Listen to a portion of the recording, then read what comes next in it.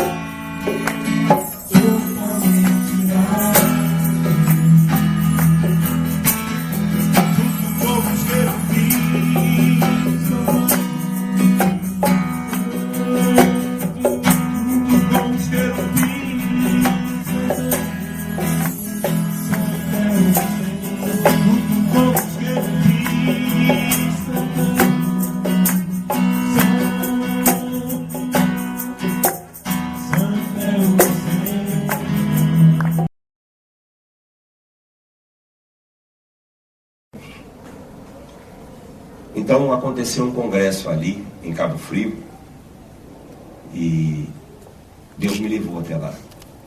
Eu posso dizer que Deus me levou até lá porque eu não tinha condição de ir. Até o último momento eu não tinha dinheiro para botar a gasolina. No último momento apareceu uma pessoa na igreja e comprou uma determinado objeto, e aquilo que ele comprou me possibilitou ir àquele lugar. Sabe, irmãos, quando Deus está tratando com a gente, às vezes a gente não sabe o que está acontecendo. Só depois é que a gente vai compreender o que Deus estava fazendo. Eu não entendia por que Deus queria me levar àquele lugar. Mas antes, previamente, já tinha havido essa conversa entre essa irmã e o seu marido. Então foi aquele congresso que aconteceu na semana chamada Santa, sexta, sábado e domingo. E Deus me falou grandemente. Eu quero externar para vocês, inclusive aqui, uma deficiência que eu tenho, não é? E que lá nesse local eu pedi a Deus que tratasse comigo, que me ensinasse. Cada um oferece para Deus aquilo que tem de melhor.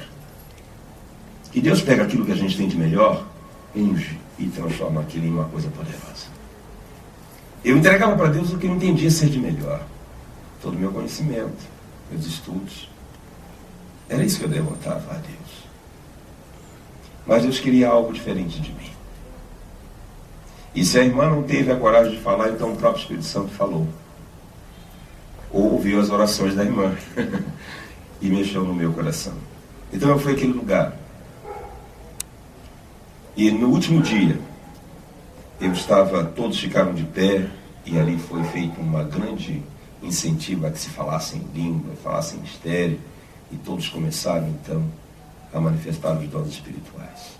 Deus não me dotou de dons de falar em línguas. Não tenho esse dom. Nem tão pouco de interpretar línguas. Até hoje Deus não me deu esse dom. Mas tenho o dom de falar da palavra de Deus. E tenho uma visão que eu consigo ver as coisas. Eu fico feliz por Deus ter me dado discernimento espiritual. Hoje eu preciso falar para vocês sobre esse testemunho. Então, no último dia, quando eu estava ali, todos de pé e vibrando grandemente no Senhor, eu estava cabeça enterrada entre os joelhos e chorando copiosamente. Quando as pessoas nos veem chorando, pensam assim, é um pecado, é uma tristeza muito grande, e elas vêm consolar-nos. Um casal de pastores que nós conhecemos lá veio até a mim, me abraçou, me beijou e falou, pastor, ser forte, Deus é contigo. Acho que ele pensou que eu estava entregando as forças. Eu quero dizer uma coisa para vocês, irmãos. Eu nunca estive tão cheio de Deus como eu estava naquele momento. E qual era a minha oração e por que eu chorava? Chorava por causa da minha deficiência. Então eu sabia ensinar bem. Eu acho que tenho uma facilidade em passar as informações. Orei a Deus, vou levantar um pouco da história do nosso presbítero, orei a Deus para que Deus mandasse. De que adianta eu ser um bom doutrinador? Alguém que ensine com relativa facilidade. De que adianta tudo isso se não tiver gente para ensinar? Então isso era o meu queixume diante de Deus. Então eu comecei a orar a Deus para Deus mandar para a comunidade um pastor evangelista. Sim, aquele homem que tivesse carisma de falar, que não tivesse vergonha de falar de Jesus às pessoas, porque aqueles que são evangelistas eventualmente passam por algum desconforto. Quando as pessoas ridicularizam, até mesmo ameaçam, como o irmão ontem pregou. Eu não tinha essa vocação.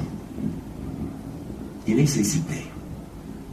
Mas a minha oração era: Senhor, se eu não consigo colocar no seio da comunidade pessoas idôneas e íntegras, que tenha muito mais do que um carisma, muito mais do que esta vocação para evangelizar, mas que tenha vida, que penso nos dias atuais ser o grande déficit da igreja.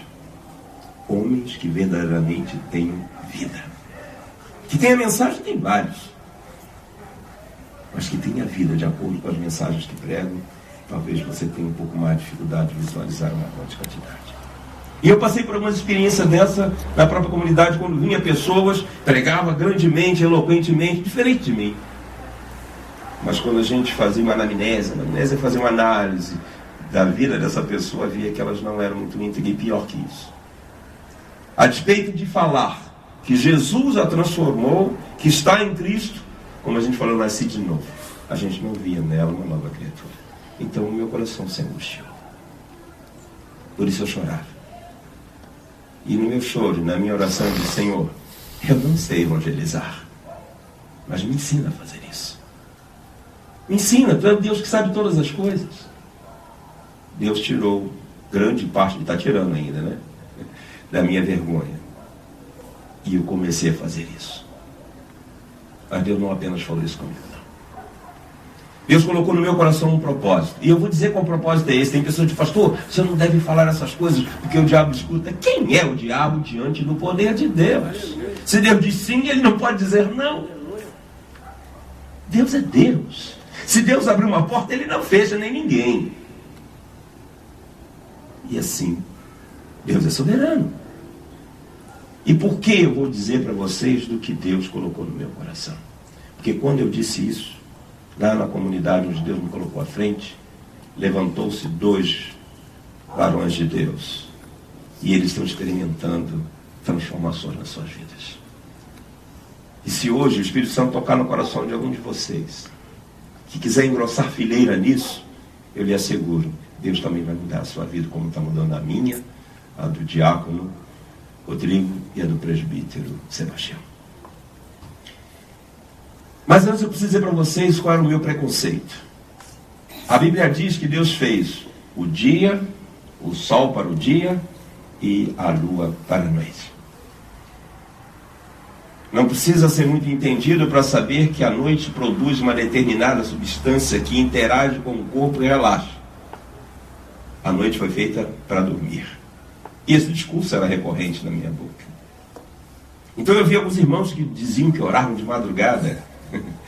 E eu os criticava: meu Deus, o que esse povo vai orar de madrugada? A noite é para dormir, dizia eu na minha ignorância. A noite é para dormir, vai orar de madrugada, coisa nenhuma. Alguns falavam algumas coisas que não dava para aceitar. Diziam que orar de madrugada era porque a fila era menor. Eu já ouvi coisas muito loucas a respeito disso.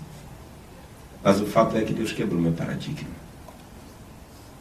Deus me fez entender que os meus conceitos são nada para Ele. E quando Ele manda, só nos cabe obedecer. Falei: Senhor, mas como é que é isso, acordar de madrugada, Deus? É muito cedo a hora que eu tenho que acordar, e é no meio da noite, então não tem jeito, está mexendo no meu relógio biológico. Tem dia que eu acordo de novo, tem dia que eu acordo e não consigo dormir mais. Mas uma coisa eu sei também. Não importa se eu durmo uma, porque eu moro longe, às vezes chego tarde, e o horário é 4 horas da manhã, irmãos. Não importa se eu dormo 1, 2 ou 3 horas. A ciência diz que você precisa dormir 8 horas. Mas muitos dormem 8 horas e acordam cansados, porque a sua noite foi um grande pesadelo por causa dos seus problemas. Então eu quero dizer para você que não é 1, nem 2, nem 3. Se você dormir no colo de Jesus, basta 1 hora de sono para você ser totalmente restaurado. E eu estou nessa fé, desafiando a ciência. Porque desafio de ciência eu tenho sido testemunha. Tem uma pessoa que desafiou a ciência. Não vejo o dia que você vai colocar esse testemunho para ele ir para a internet. Eu não vou dizer porque ele está gravando, senão vai queimar fazer um aviso prévio. Mas esse homem é um homem que desafiou a ciência. Ele vai contar um dia que quando todos dizem não, Deus não tinha dado a última palavra e Ele está aí. Às vezes quando eu falo isso eu me emociono porque eu o acompanhei. E eu sou testemunha que ainda nesses dias Deus faz milagre. E eu tenho um desejo no meu coração hoje, quando vou ministrar essa reflexão para vocês. Que esse Deus que fez milagre na vida do irmão Edson, que fez uma transformação na minha vida, no diácono e do presbítero, que hoje Ele faça também uma transformação no seu coração.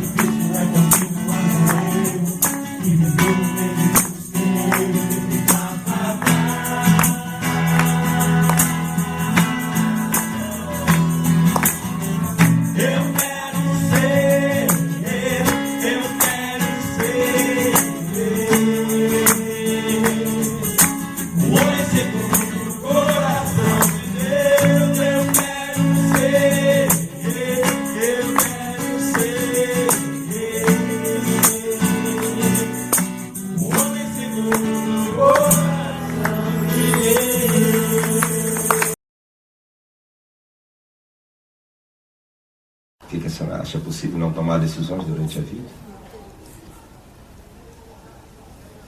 Com certeza precisamos tomar decisões, não é? Todos nós, em algum momento, temos que tomar decisão, não tem jeito. Hoje mesmo você teve que decidir entre ficar em casa e vir aqui. Essa é uma decisão que você teve que tomar hoje. Essa é simples, não é? Mas às vezes nem todas as decisões que temos que tomar são tão simples assim. Mas sempre a vida vai colocar diante de nós duas ou mais possibilidades. Alguns precisam tomar decisões todos os dias. Não apenas um dia ou outro, mas todo dia as pessoas precisam tomar decisões.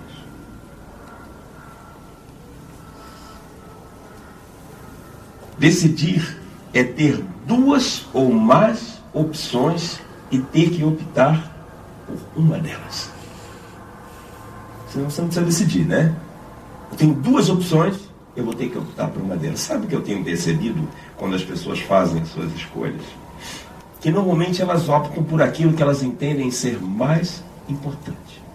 Elas têm duas coisas a fazer, ela opta por aquilo que é mais importante e aquilo é o que ela faz.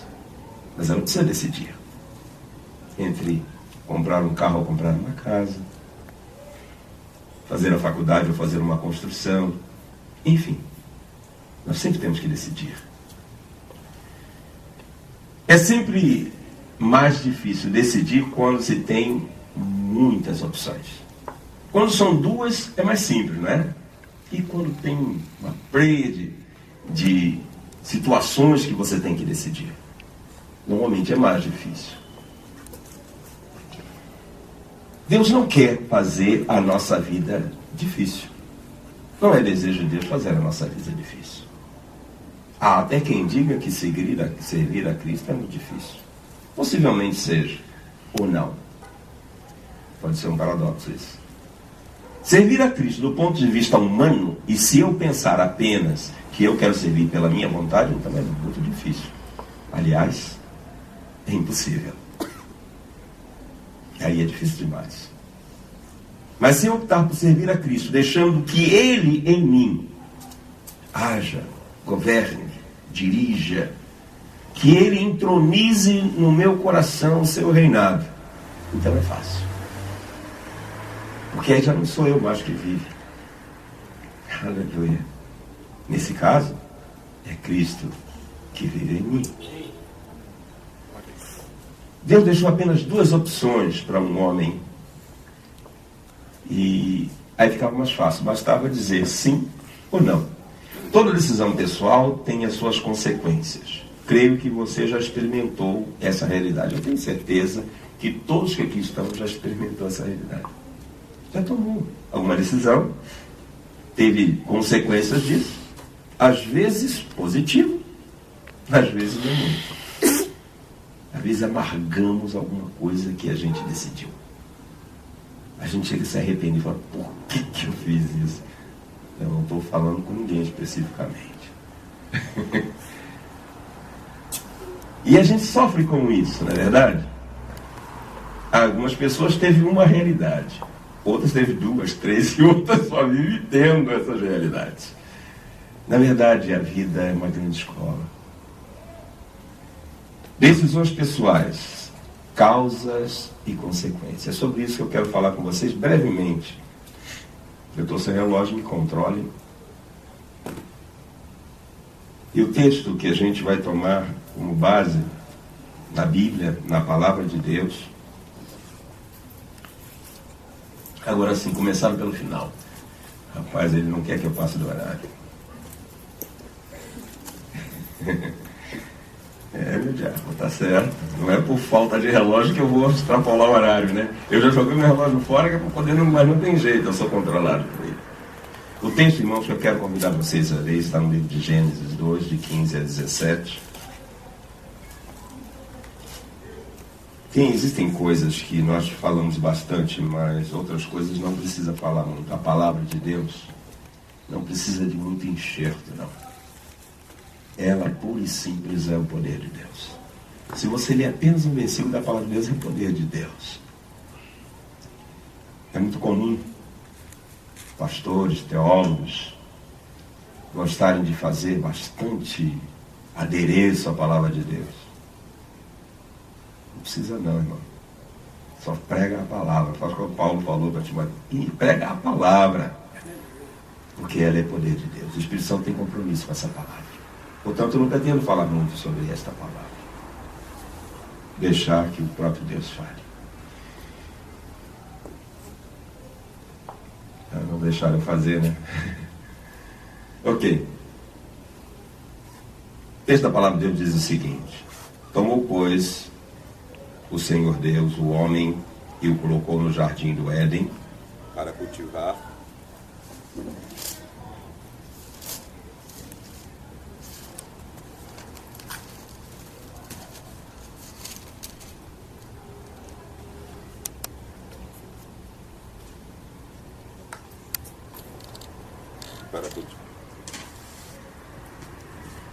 Colocou, pois, o Senhor, tomou, pois, o Senhor Deus ao homem e colocou no jardim do Éden para cultivar e o guardar. E o Senhor Deus lhe deu esta ordem: de toda a árvore do jardim comerás livremente, mas da árvore do conhecimento do bem e do mal não comereis, porque no dia em que dela comerdes, certamente morrerás. Deus faz o mundo e o homem.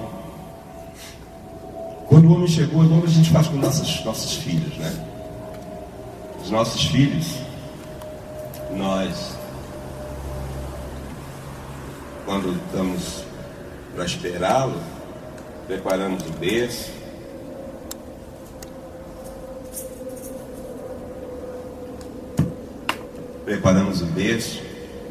quando ele chega já está tudo pronto, não é isso? Pois é, Deus também fez assim.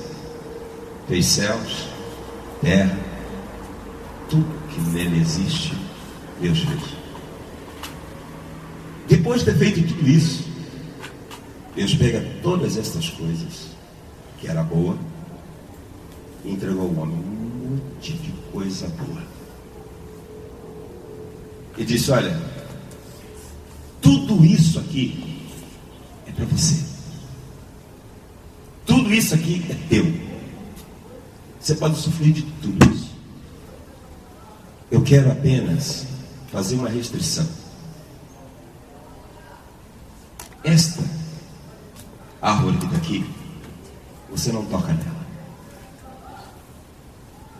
Essa você não toca. Tudo que ele tinha que fazer é decidir se toca ou não toca, se sim ou se não. Não quero ir muito longe falando sobre essa palavra, mas quero desafiar você a pensar no seguinte: que estranho sentimento toma conta de um homem quando ele tem tudo em suas mãos e ele dispensa tudo aquilo por algo que lhe é proibido. Isso vale para tudo na nossa vida. Homens que têm a sua esposa, mas ele resolve abrir mão da sua esposa por conta de outras mulheres na rua. Ele tem a sua. Homens que às vezes se lançam em desafios, em tentações, quando ele tinha muito mais na mão. Abre mão de um tudo por conta de uma única coisa, gente. Penso que quando alguém consegue dispensar todo o universo em função de alguma coisa, é porque essa coisa deve ser muito importante, não é verdade? Não necessariamente. Nem sempre nós optamos porque é mais importante, é porque nós temos uma tendência a buscar as coisas que não são impossíveis, porque isso nos traz adrenalina, nos traz prazer. No próximo encontro eu vou estar tratando sobre causas e efeitos, e a gente saber quem é o elemento causador disso. Mas eu quero dizer uma coisa para você, porque pode ser que você que você tome decisão errada, e aí você vai encontrar uma saída plausível e dizer: olha, mas foi o diabo que me levou a fazer isso. Mas eu quero dizer uma coisa para você. O Deus que te criou com poder para superar o próprio diabo. Então, se você cede a alguma coisa, é importante você entender que é por sua conta e risco. E é bom que a gente saia daqui hoje pensando nisso. Toda decisão gera consequências. E é impossível estar livre das consequências de algumas decisões que tomamos. Por isso eu e você, quando tiver que tomar uma decisão, deve pensar bastante. Mas o problema é que nós pensamos bastante, às vezes tomamos decisões erradas. Então eu posso dizer para você, quem pode te ajudar a tomar sábias decisões? O nome dele é Jesus. E se o Espírito Santo estiver realmente guiando as suas mentes, você saberá decidir. Eles continuem conosco, assistindo nossos vídeos. Lembrem, todo dia 15 e dia 30 estaremos postando novos vídeos. E não se esqueça, vinde a mim, todos que estão cansados, e eu vos aliviarei. O próprio Jesus disse isso. Então tome posse dessa palavra. Amém.